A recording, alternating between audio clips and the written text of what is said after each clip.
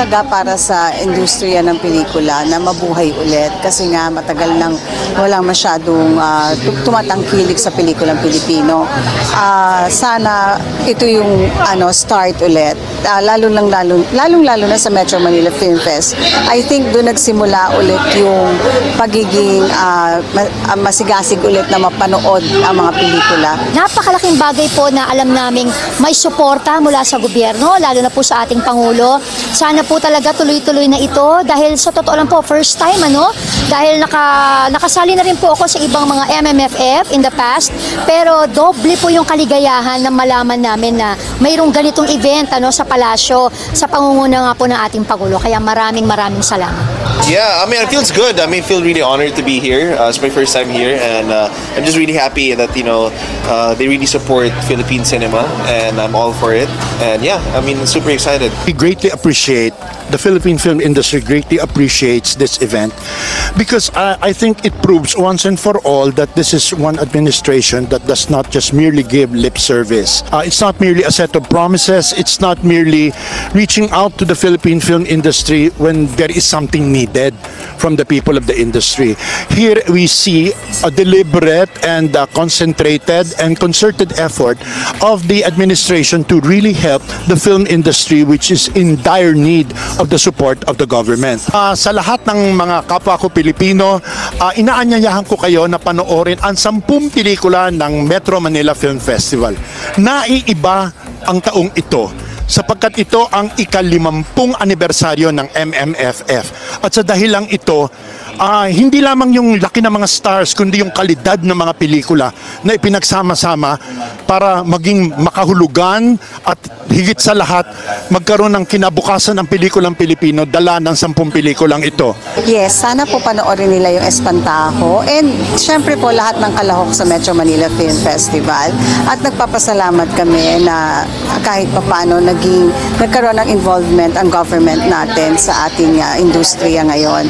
Ako po ay mapalad na sa taong ito ay naging bahagi ako ng isang pelikulang kasama po ang aming bidang si Vice Ganda, sa isang pelikulang tatatak sa puso ng bawat Pilipino. Ito po yung And the Breadwinner Is. Well, we have Strange Frequencies for this MMFF, and for next year I have a series that I'll be producing as well. Yes, sana po sa lahat mga Pilipino natin dyan, manood po tayo ng Strange Frequencies, Taiwan Killer Hospital, at supportan po natin ang wikang Pilipino. From the bottom of my heart and in behalf of the Film Development Council of the Philippines, maraming salamat po. Ang na-appreciate namin ay hindi lang kayo nangangakong tumutulong po kayo, at ang bagay na yan ay nakakapanibago. At hindi nyo alam kung paano nabuboost ang moral ng mga kasamahan namin sa industriya. Maraming salamat uli, Mr. President. Ang pugay ng konsyerto sa palasyo, ang ating mga maniningning na bituing itinuturing na mga haligi ng pelikulang Pilipino. Mr. Tirso Cruz III, Miss Sharon Cuneta, Miss Helen Gamboa,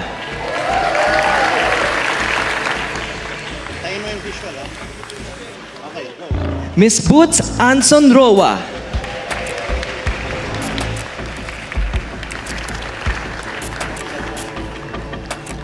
Miss Chanda Romero,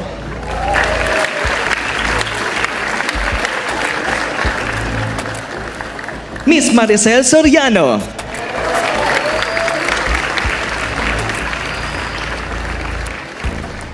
Mr. Agamudak,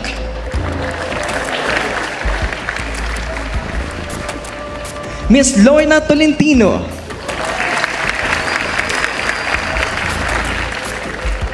Mr. Christopher De Leon,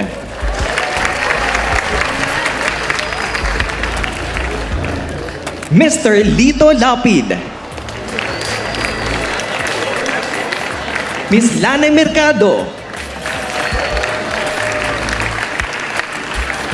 Miss Hilda Coronel,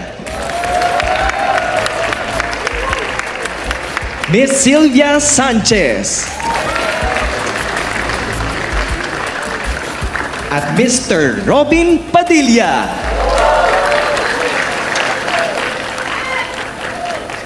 Mahigit 100 taon ng pelikulang Pilipino.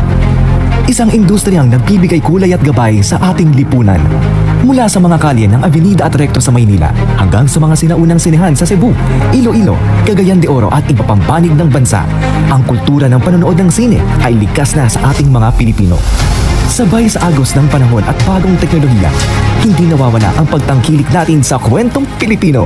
I've been around for the past 40 years and I have seen the great changes that have happened in the industry, and how it has evolved to what it is today is only reflective of the developments of technology, the relationship of Philippine cinema with the rest of the world. The biggest responsibility right now is to sustain the movie industry. It's also the responsibility of FDCP to tell the producers, think beyond the backyard. Ang challenge din ng FDCP is to bring the new generation of filmmakers to be better than the present generation. It is to encourage the young filmmakers to do better work, to break the mold, to redefine the meaning of Philippine cinema, and to create Philippine cinema for Filipinos but for the world. Hindi rin matatawaran ang kontribusyon ng industriyang ito sa ekonomiya ng ating bansa. Sa dala nitong mga hanap buhay at maging sa pagpapakilala ng Pilipinas sa buong mundo. We view the film industry of great importance in the Department of Tourism, especially knowing that it has the capacity, first, to bring attention to the many assets of the Philippines as a tourism destination, second, to convey the beauty of our culture to the world, and third, to provide livelihood and employment opportunities, especially to the local film production crew that can benefit from filming in the Philippines, as well as our tourism stakeholders who can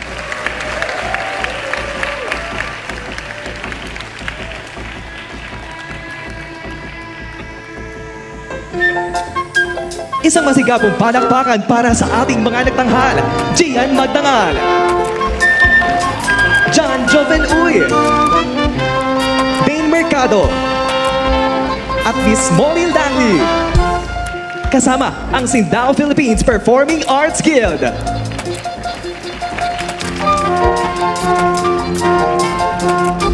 At ang nag-iisang Divine Diva, Miss Shasha Padilla.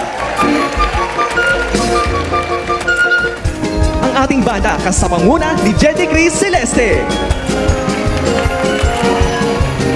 At ngayon, salubungin natin na masigabong palakpakan ang mga kalahok para sa ika-50 Metro Manila Film Festival. Para sa pelikulang Strange Frequencies, Taiwan Killer Hospital, MJ Lastimosa, Alexa Miro, Jane De Leon, Enrique Hill. Para naman sa pelikulang Green Bones, kasama natin sina Dennis Trillo, Bruno Madrid.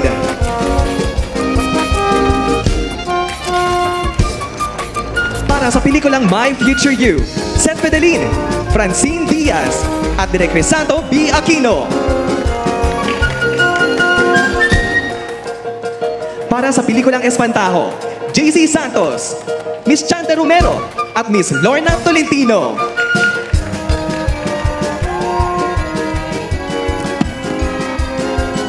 Para sa pelikulang Isang Himala, Miss Aisel Santos, Direk Pepe Jokno. Para sa pelikulang Hold Me Close, Direk Jason Paul Lacsamana, Carlo Aquino, Julia Barreto. Para sa pelikulang Topa, Enchong D, Sid Lucero, Arjo Ataide, Julia Mates.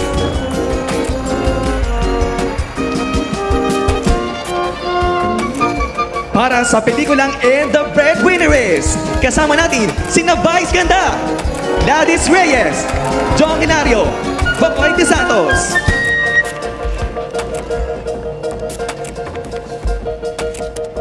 Para sa pelikulang The Kingdom, Sue Ramirez, Christine Reyes, Viola Pascual. At para sa pelikulang Uninvited, Ron Angeles at Mr. Agam Mulak.